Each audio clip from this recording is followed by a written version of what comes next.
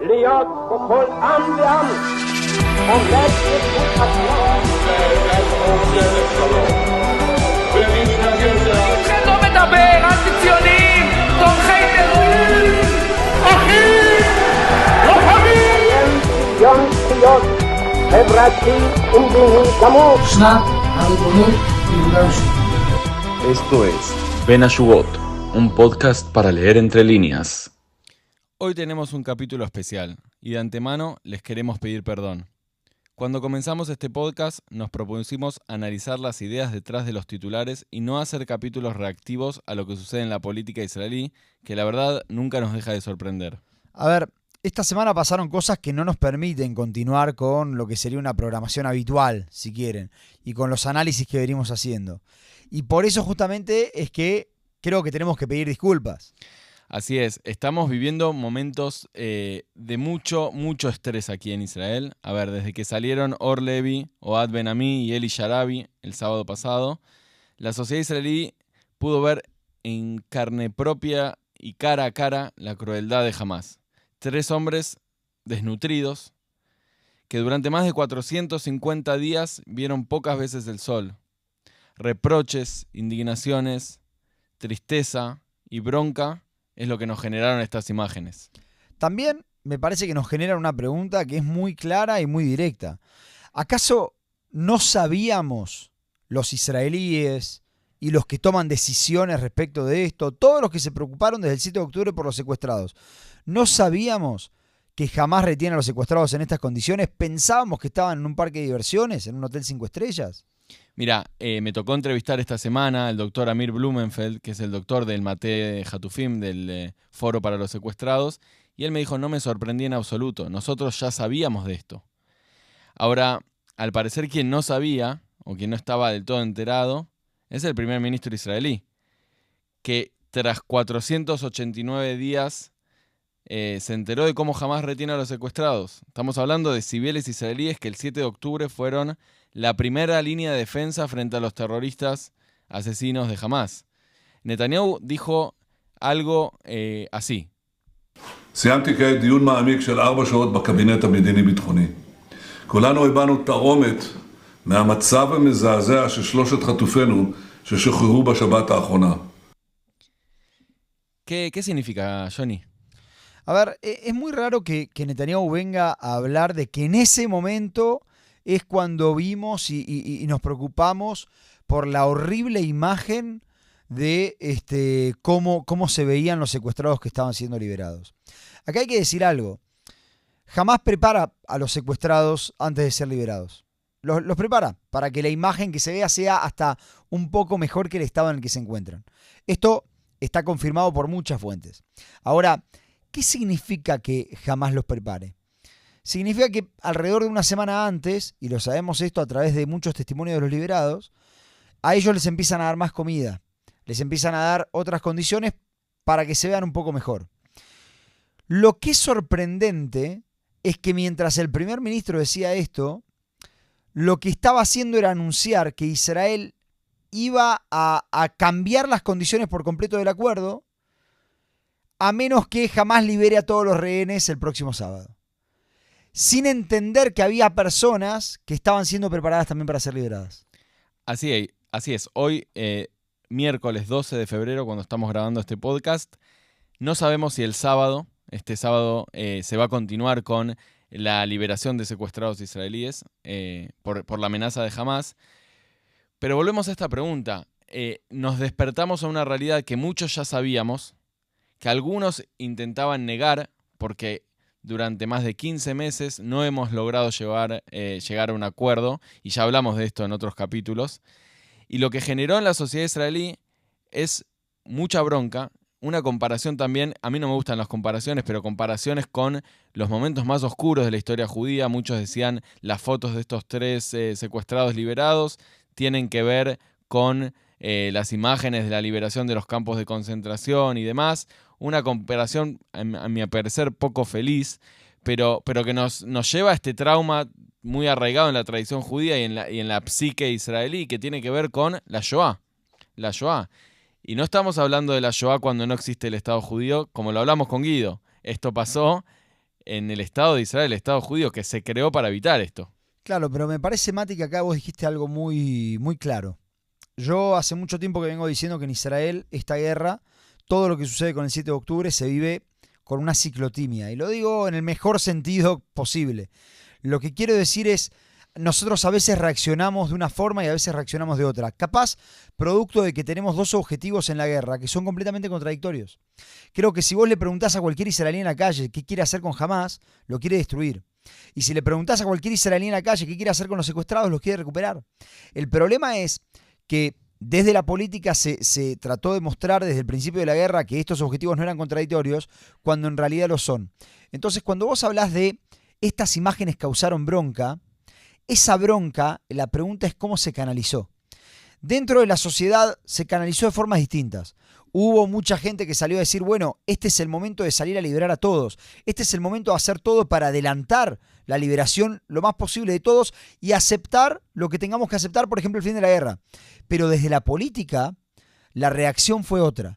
Desde la política, la reacción fue, este es el momento de decirle a Hamás que tiene que dejar de existir y nosotros no vamos a permitir estas imágenes y que Hamás siga existiendo. El problema es que, como bien vos decías, cuando entramos a este acuerdo que se firmó en enero, o sea, hace alrededor de un mes, sabíamos cómo estaban los secuestrados, sabíamos cómo iban a volver, y el tercer punto que me parece el más importante, sabíamos que Israel no tiene ningún tipo de control sobre el estado en el que vuelven los secuestrados. Lo único que tiene es responsabilidad de por qué no lo firmó antes. Así es, porque el jueves pasado, Gallant, en una entrevista a la prensa israelí, dijo que estamos evidenciando un acuerdo que estaba casi acordado o consentido por ambas partes desde abril. Bueno, la hermana de Yarden Vivas contó que en mayo a Yarden lo prepararon para salir. En mayo a Yarden Vivas lo prepararon para la salida. Y luego le dijeron que bueno, que se cayó todo. Obviamente jamás dijo exclusivamente por culpa de Israel, pero digo, los preparativos para la salida Entonces, lo que yo digo es, me parece que hay un gran problema y es algo que tenemos que hablar, y creo que este es el espacio de hablarlo, de cómo canalizamos la bronca por cómo vimos a las personas. Porque definitivamente podemos compararlo con el Holocausto, como vos decías, y yo tampoco estoy de acuerdo con compararlo con el Holocausto. Pero creo que cuando nosotros salimos a exigir y a comparar y a gritar, pero luego nos callamos cuando eso nos lleva a decir, entonces hay que destruir a Hamás, en lugar de decir, hay que sacar a todos ya. Y en lugar de reclamarle a quien le tenemos que reclamar, por no haberlo sacado antes, hay algo que está funcionando mal. Claramente, pero quiero detenerme ahí e ir también para otro lado, que es lo que está sucediendo hoy, porque estamos siendo testigos de otro fenómeno en paralelo, que es el de los familiares de las víctimas del 7 de octubre, familiares de secuestrados, viudos, huérfanos y víctimas directas del 7 de octubre, que van y asisten a la Knesset, a las distintas comisiones, en donde se encuentran con políticos israelíes. Por ejemplo, vamos a poner acá en breve un audio de Simcha Rotman. Simcha Rotman, no sé si lo recuerdan, es la persona que junto a Yariv Levin estaban encargados de toda la reforma judicial, miembro parlamentario israelí del partido de Smotrich. Simcha Rotman dice lo siguiente. בסופו של דבר השפעתי מוגבלת באירוע הזה, ואני מקווה שהשם ישלח את האומץ לכל מקבלי ההחלטות של מדינת ישראל בדרג הזה, לעצור את העסקה הרעה הזאת כמה שיותר מהר, לחזור ללחימה ולפתוח את שערי הגיהנום על החמאס. ברגע זה אתה מקריב חיי אדם. A ver, Simcha Rotman dice que le pide a Dios que le dé la fuerza al gobierno para parar este acuerdo. A ver, Simcha Rotman no habla de la cantidad de secuestrados que deberían ser liberados el sábado, como habla Trump, como hablan Ben Gvir, Smotrich, Netanyahu. Él dice directamente, hay que parar con este acuerdo. Y algo que no sé si la gente nota, pero los que vemos el video lo notamos, que hasta la familiar que después le dice, vos lo que estás diciendo es que hay que sacrificar vidas humanas. Porque se está refiriendo a los secuestrados, que si se sigue la tesis de Rotman y se para el acuerdo, entonces no saldrían. Claro, y al principio le empieza a decir, claro, porque ella pensaba que iba a decir, hay que traer a todos rápido. Y él cambia de discurso. Sí, así es, pero no termina ahí porque la familiar sigue y dice lo siguiente ella. אני לא יכולה לקבל את זה כמטורף. ברגע זה אתה אומר, אני מוכן להקריב חיי אדם. אח שלי נרצח בעקבות הלחץ הצבאי, אחרי שקרס עליו מבנה בעקבות הפצצת צה"ל, ויומיים אחר כך השובה שלו ירה בו כי הייתה לחימה בסביבה. את יכולה להגיד...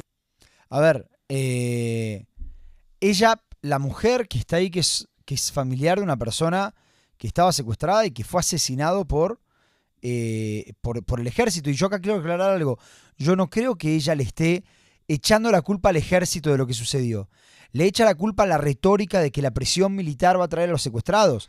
Y acá es donde yo digo, hay una cuestión donde nos tenemos que sincerar. Yo entiendo esta bronca, pero la presión militar nunca fue pensada para atraer a los secuestrados. La presión militar fue pensada para eliminar por completo a Hamás. Si es posible a través de la presión militar o no, es otra discusión, pero nunca fue pensada para traer de vuelta a los secuestrados. Y cuando ella le dice esto, le está diciendo, mi hermano fue asesinado por la presión militar, porque la historia de que la presión militar iba a traer secuestrados, una frase muy repetida por el gobierno y por muchos de aquellos que repiten estas narrativas, es una manipulación. Hay que decir algo, quizás era necesaria la presión militar porque jamás no se iba a mover de su posición, pero claramente demostró no ser suficiente. Hey, sí, a vos, si estás disfrutando este podcast, tenemos algo para contarte. Hacer este podcast nos encanta, pero también lleva tiempo, esfuerzo y recursos. Si te gusta lo que hacemos y querés ayudarnos a seguir adelante, podés hacerlo invitándonos un café en Buy Me a Coffee.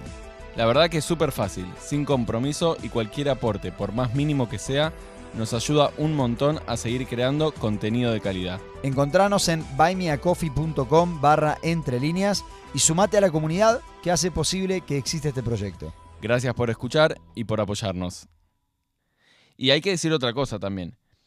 La mayoría del público de Israel apoya la continuación del acuerdo con Hamás para que se liberen los secuestrados israelíes. Sin embargo, el partido de Smotrich, a quien pertenece el parlamentario Rothman, se opone. Quiero ser claro en esto, totalmente está en su derecho a oponerse y es una opinión válida en una democracia. Es más, justamente el Parlamento es el lugar en donde el intercambio de ideas tiene que ser algo respetado, festejado, y el debate sobre las políticas a implementar tiene que ser el lugar donde se tiene que ser en el Parlamento. Pero es posible, y pregunto yo, ¿es posible un poco de sensibilidad? ¿En qué mundo un político se siente con la autoridad de decirle a un familiar de los secuestrados que hay que terminar el acuerdo? Pedirle a Dios que le dé fuerzas a la coalición, al gobierno, para parar un acuerdo que salva las vidas de gente. Entonces, a esto es a lo que yo me refiero con que digo, llegó la hora de que nos sinceremos.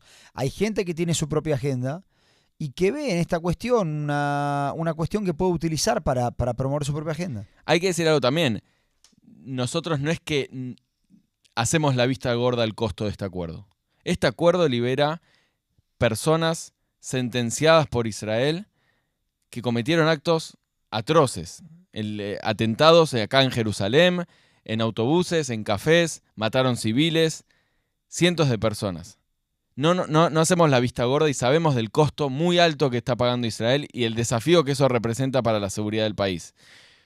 Pero hoy esas personas, los que quedan, están algunos vivos y hay que sacarlos de allí.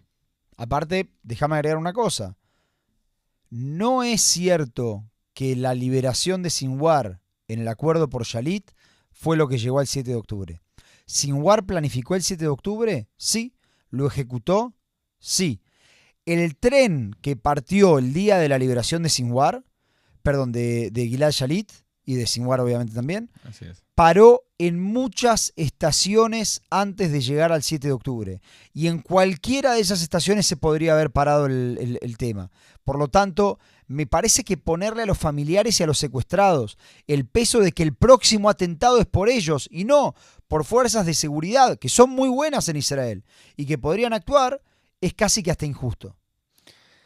Sí, y todo esto que estamos nosotros acá comentando no termina ahí, porque Eyal Calderón, el primo de Ofer Calderón, que fue liberado, exigió que el presidente del comité, el diputado Ohad Tal, también del mismo partido de Smotrich, Tzionut Datit, el sionismo religioso, viera la foto de Ofer reuniéndose con su familia, porque él sostenía que esa es la imagen de victoria de Israel. En respuesta, el diputado Tal se negó alegando que él no trabaja para él, o sea, no trabaja para Eyal Calderón. Acá escuchamos el audio.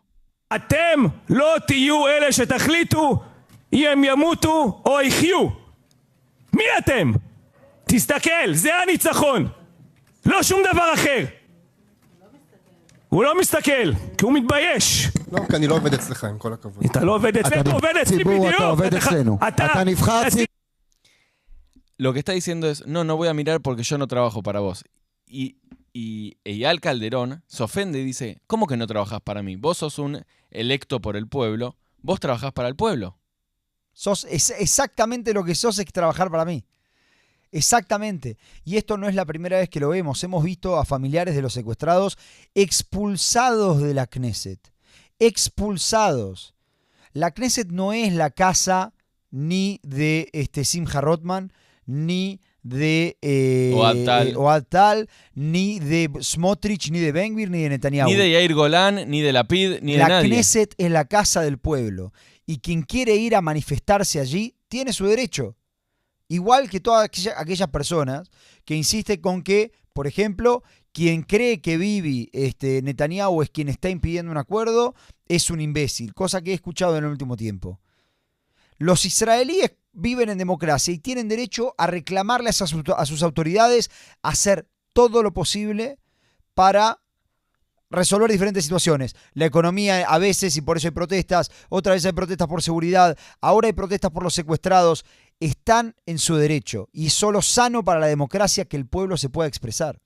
Sí, así es. Y no hacemos este capítulo para profundizar más la grieta que ya existe en la sociedad israelí entre quienes apoyan el acuerdo y quienes no, sino que todo lo que estamos comentando acá tiene como objetivo abrir los ojos a la audiencia de que las opiniones, y sobre todo las opiniones de los políticos, tienen sus consecuencias. Si yo elijo continuar la guerra, es probable que los secuestrados mueran. Lo repito, si yo elijo continuar la guerra, es probable que los secuestrados mueran. Es una opinión legítima para algunos, pero tiene consecuencias. Cuando decimos bring them now, libérenlos ahora, tráiganlos a casa, tiene que venir acompañado también de acciones, si no, terminamos vaciando de contenido la frase. Y esas acciones no pueden ser demonizadas. No podemos demonizar a la gente por reclamarle al gobierno que acepte su parte de responsabilidad en lo que le toca. Hay una persona que hace poco dijo, me parece a mí muy inteligentemente, que el precio que paga Israel de la liberación de los terroristas para recuperar a los secuestrados no es un precio para recuperar a los secuestrados. Es un precio por el fallo, por la tragedia que permitió que pase el 7 de octubre. Por eso Israel paga ese precio. No por los secuestrados, sino por lo que permitió que pase. ¿Sabes algo que estoy pensando ahora que estamos charlando, Johnny, de este tema? Es que Simcha Rothman, Ohad Tal, también algunos parlamentarios de la oposición, que tienen algunos dichos desafortunados, sienten que pueden decir todo esto por una cuestión, una sensación quizás de impunidad, porque como no hay comisión nacional o estatal de investigación sobre los eventos del 7 de octubre, sobre cómo conducimos la guerra, sobre cómo manejamos las negociaciones con Hamas, entonces todo es válido. Podemos decir lo que queremos, incluso a un familiar decirle que vamos a terminar el acuerdo. Bueno, uno de los primeros capítulos que hicimos fue sobre la rendición de cuentas. Y lo cierto es que acá pasan dos cosas. Punto número uno, las autoridades no se ven en una situación donde tengan que rendir cuentas, por lo tanto hacen lo que hacen. Y punto número dos, y hay que decirlo también, y esto creo que lo decía Guido con nosotros, las familias no pueden cerrar ese círculo también sin una comisión de investigación. Las familias merecen saber, las víctimas, no solamente aquellos que murieron, aquellos que están secuestrados, aquellos que son familiares de gente que murió, que están secuestrados, también aquellos como Guido, que sufrieron esto en carne propia y tuvieron la suerte de no estar ni secuestrados ni muertos. Y merecen saber qué es lo que pasó. Merecen saber qué es lo que pasó. ¿Sabes lo que pienso? Y a modo de cierre también un poco, Johnny, que quizás lleguemos a saber lo que pasó, a una comisión estatal de investigación, a nuevos tipos de liderazgos, cuando el poder del amor sea más grande que el amor al poder. Coincido, y voy a sumar nada más que cuando aquella frase de Golda, que tanto repiten muchos dicen Golda no negociaba con terroristas. Y Golda Meir también tenía una frase muy interesante que ella decía: la paz con los palestinos va a llegar cuando ellos amen a sus hijos más de lo que nos odian a nosotros, ¿no? A veces pareciera ser que en esta guerra, por esta bronca de la que hablábamos antes, odiamos más a Hamás de lo que amamos a nuestros compatriotas, a nuestros israelíes que están secuestrados en Gaza. Y me parece que la solución a todo esto, el cierre de esta guerra y la imagen de la victoria real va a llegar el día que queramos más a los nuestros de lo que odiamos a los otros. Y que el poder del amor sea más grande que el amor al poder. Nos vemos, Johnny. Chao, Mati.